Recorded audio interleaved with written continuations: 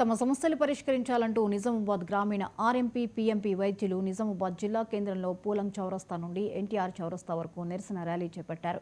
గ్రామీణ స్థాయిలో పేద ప్రజలకు నాణ్యమైన మెరుగైన వైద్యం అందిస్తున్నామని తెలిపారు. తమ సమస్యలను ప్రభుత్వం పట్టించుకోవడంలో విఫలమవుతుందని ఆందోళన వ్యక్తం చేశారు. నిరసన కార్యక్రమం జరుగుతుండగా ఒక్కసారిగా ఓ మహిళ నిరసన కార్యక్రమంలోకి చొరబడి డిచ్పల్లికి చెందిన అశోక్ కుమార్ అనే ఆర్ఎంపీ వైద్యుడిపై చెప్పుతో దాడి చేసింది. వైద్యం కోసం వెళ్తే సదరు ఆర్ఎంపీ డాక్టర్ మహిళల పట్ల అసభ్యకరంగా ప్రవర్తిస్తున్నారని ఆరోపించారు. అందుకే సదరు ఆర్ఎంపీ డాక్టర్పై చెప్పుతో దాడికి దిగినట్లు తెలిపారు.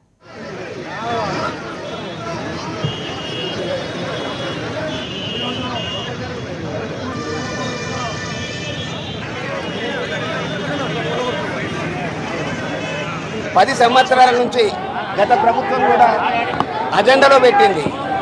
ఏమనంటే ఆర్ఎంపీ పీఎంపీ డాక్టర్లకు తప్పకుండా మేము గుర్తింపు ఇస్తామని గత ప్రభుత్వం వాళ్ళు ఏం చేసిందంటే టీఆర్ఎస్ ప్రభుత్వం ఉన్నప్పుడు 10 సంవత్సరాలు ముఖ్యమంత్రి గారు మమ్మల్ని తిప్పారు. ఒక్క దినం కూడా మాకు అపాయింట్మెంట్ ఇవ్వలేదు.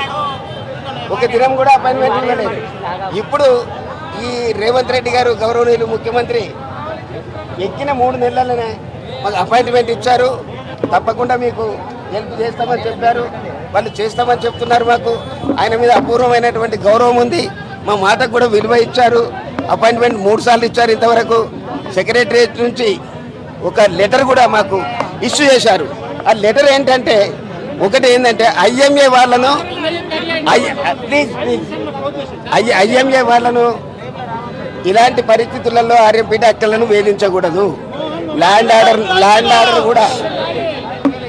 ఆర్డర్ కూడా వేధించొద్దని చెప్పారు. డ్రగ్ డిపార్ట్మెంట్ను కూడా వేధించొద్దని చెప్పారు. అలా మాకు సెక్రటరియట్ నుంచి కూడా మాకు లెటర్ వచ్చింది. అది కూడా మీకు చూపిస్తాము.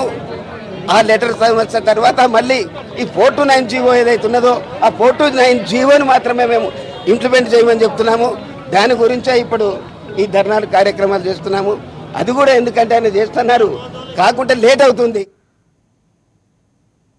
సీఎం చంద్రబాబు చేసే